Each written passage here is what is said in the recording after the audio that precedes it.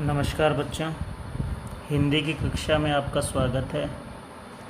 बच्चों, आज हम ज्ञान सागर पुस्तक का छठा पाठ पढ़ेंगे जिसका नाम है अनोखा वरदान। इस पाठ में एक विजय सिंह राजा है जिनके बारे में बताया गया है कि वह अपनी प्रजा का बहुत ध्यान रखते थे। वह रात को भेष बदलकर कपड़े बदलकर प्रजा का हाल चाल जानने के लिए रोज़ रात को घोड़े पर निकल जाते थे। उनसे कुछ दूरी पर ही उनके अंगरक्षक होते थे, वह भी चलते थे। एक बार इसी तरह से रात को राजा जा रहे थे भेष बदलकर कि कुछ डाकुओं ने उन्हें घेर लिया। वे उनका घोड़ा चुराना चाहते थे।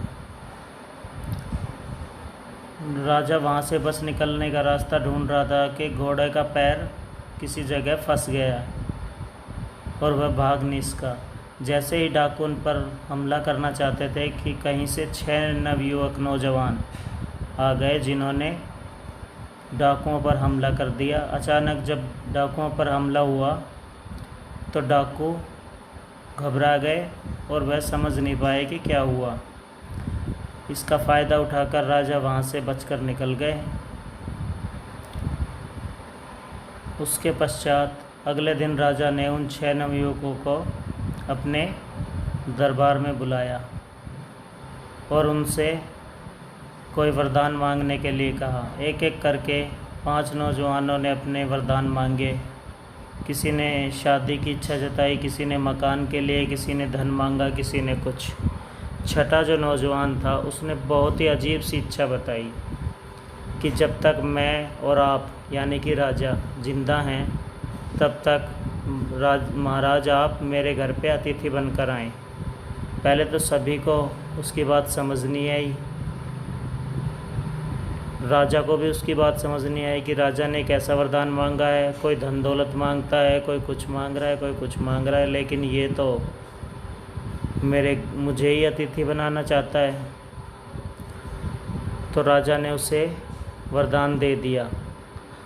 जब राजा को जाना था तब उनके जाने का प्रबंध करने वाले मंत्रियों ने देखा। उन्होंने उसके घर से और वहाँ तक पहले तो सड़क बनवाई। फिर उन्होंने देखा कि राजा इतने छोटे से मकान में कैसे आराम करेगा, दिन रात कैसे गुजारेंगे। तो उन्होंने वहाँ एक शानदार महल तैयार करवाया। लेकिन शानदार महल का खर्चा कैसे उठा पाएगा वह नौजवान। तो उन्होंने वहाँ बहुत सारा धन दिया, नौकर चाकर दे दिए। लेकिन राजा वहाँ आराम करना चाहता था। तो राजा को क्या पसंद है क्या नहीं ये तो कोई राजकुमारी ही जान सकती थी। तो इसलिए उस नवयुवक का विवाह भी उस राजकुमारी से करवा दिया। तो देखा बच्चों आपने कैसे एक नौजवान ने सिर्फ़ एक वरदान में अपनी सारी सहूलियत मांग ली और राजा को भी समझ नहीं आया था कि उसने क्या वरदान दिया है। तो आइए पाठ पढ़ते हैं। अनोखा वरदान। विजय सिंह नाम का एक राजा था। वह अपनी प्रजा का बहुत ध्यान रखता था। एक बार तूफ़ानी रात में घोड़े पर सवार होकर एक तंग से रास्ते से जा रहा था। वह भेष बदले हुए था। मामूली कपड़े पहनकर साधारण जनता के बीच जाकर उनके हालचाल का पता लगाना उसका नियम था। एक रात राजा भेष बदलकर जा रहा था, तभी वर्षा होने लगी। भेष बदलना होता है रूप बदलना। तभी वर्षा होने लगी। कुछ ही देर में वह बिल्कुल भीग गया, परंतु उसे इसकी चिंता नहीं थी। उसे अंधेरे की भी परवाह नहीं थी। वह धीमे धीमे लेकिन सावधानी से चल रहा था। उसके घोड़े का पीछा करते हुए डाकू भी चुपके चुपके चले जा रहे थे। डाकू राजा के शानदार घोड़े पर हाथ साफ करना चाहते थे। अचानक डाकुओं ने राजा को घेर लिया। राजा एक बार तो सकते में आ गया, मतलब एक बार तो डर गया। कोई भी डर जाता है जब कोई अचानक से हमला करता है, मगर वह घबराया नहीं। वह बच निकलने की तरकीब सोच ही रहा था कि उसके घोड़े का खुर होता है, पैर का जो अगला हिस्सा होता है ना, उसे खुर बोलते हैं। घोड़े का खुर सड़क के गड्ढे में फंस गया। डाकू अभी राजा पर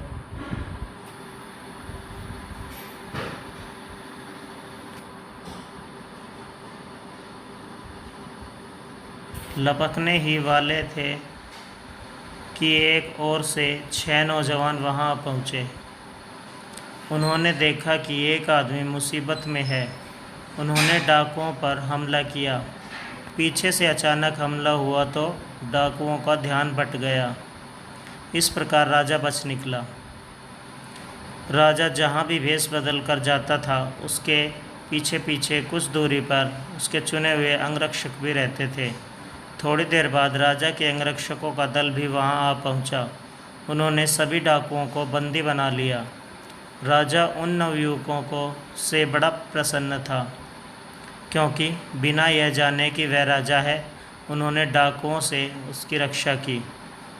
राजा ने उन्हें बहुत बहुत धन्यवाद दिया और कहा कि वे उसके साथ महल तक चलें।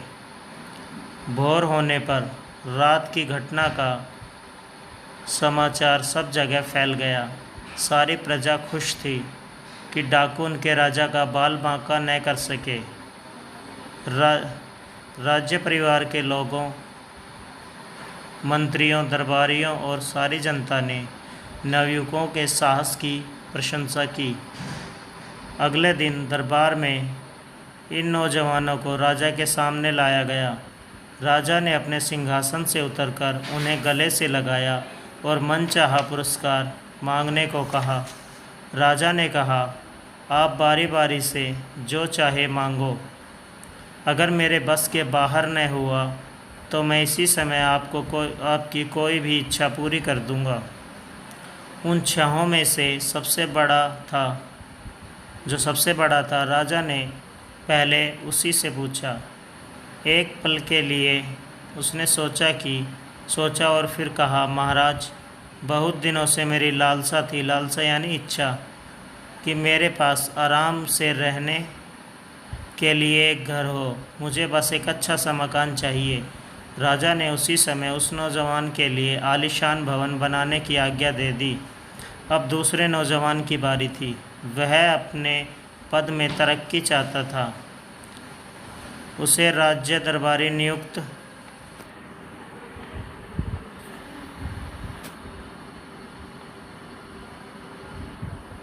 कर दिया। नियुक्त होता लगाया हुआ, नियुक्त करना मतलब लगा लिया। तीसरे नवयुवक ने कहा, सरकार, मेरे गांव के लोग हर सप्ताह नगर में सब्जी तरकारी बेचने आते हैं। गांव और शहर के बीच कोई अच्छी सड़क नहीं है, इसलिए उन्हें बड़ा कष्ट होता है, खासकर बरसात में। मेरी विनती है कि एक अच्छी सड़क बनवा दी जाए ताकि उनका कष्ट दूर हो। राजा ने उसी समय सड़क और पुलों का निर्माण कराने वाले मंत्री को हुक्म दिया कि फौरन सड़क बनाने का काम शुरू कर दिया जाए। जब चौथे नौजवान से उसकी इच्छा पूछी गई तो वह शर्माते हुए बोला, महाराज, आप मेरे पिता समान हैं। मैं एक सुंदर पत्नी चाहता हूँ। राजा के विदूषक की एक सुंदर कन्या थी। विदूषक होता है हंसी मजाक करके दूसरों का मन बहलाने वाला, या फिर मस्खरा भी कह सकते हैं हम उन्हें, कि एक सुंदर कन्या थी। राजा ने विदूषक से पूछा। उसने खुशी से उस नौजवान को दामाद बनाना स्वीकार कर लिया। 5वें नौजवान ने धन मांगा। उसी समय बोरों में सोना भरकर उसे दे दिया गया। अब 6ठे की बारी थी। उसने कहा, महाराज, मेरी बस यही इच्छा है कि जब तक मैं और आप जीवित रहें, वर्ष में एक दिन आप मेरे यहाँ अतिथि बनकर आए। अतिथि यानी मेहमान। इस अनोखी इच्छा को सुनकर सब हैरान रह गए। बहुत से लोगों ने तो नौजवान को मूर्ख समझा। स्वयं राजा को भी यह बात अजीब सी लगी कि नौजवान अपने लिए कुछ मांगने के बजाय उसी को अतिथि बनाना चाहता है। लेकिन उसने तो शुरू में ही कह दिया था कि अब जब तक उसके वश में होगा वह उसकी इच्छा पूरी करेगा। बस फिर क्या था, वर्ष में एक दिन और एक रात उसने उस नवयुवक का अतिथि बनना स्वीकार कर लिया।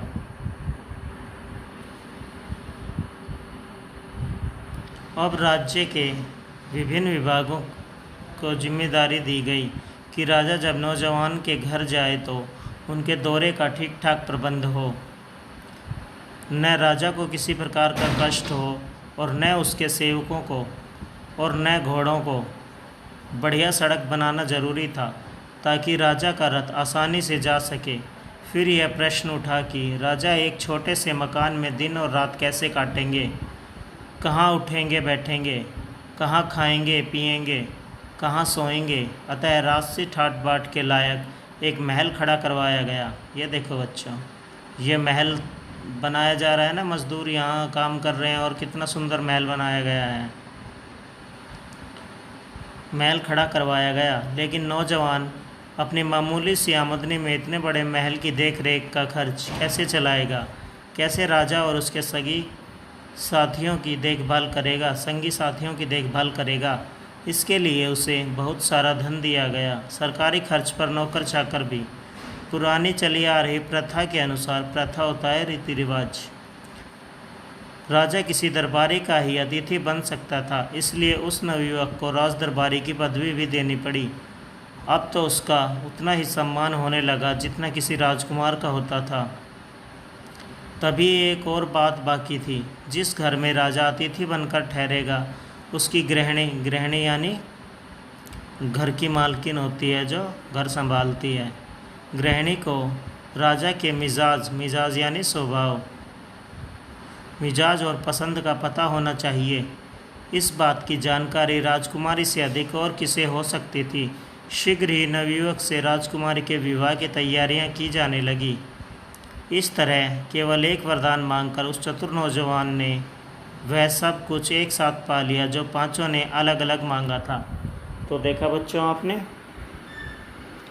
किस तरह से एक समझदार नौजवान ने अपना दिमाग का इस्तेमाल करके एक ऐसा अनोखा वरदान मांगा जिसमें उसे धन भी मिल गया, महल भी मिल गया और नौकरी भी मिल गई और एक सुंदर राजकुमारी से उसकी शादी भी हो गई। तो हमें भी अपने जीवन में बुद्धि से, विवेक से काम लेना चाहिए। ठीक है बच्चों, आशा है आपको यह पाठ समझ आ गया होगा। धन्यवाद।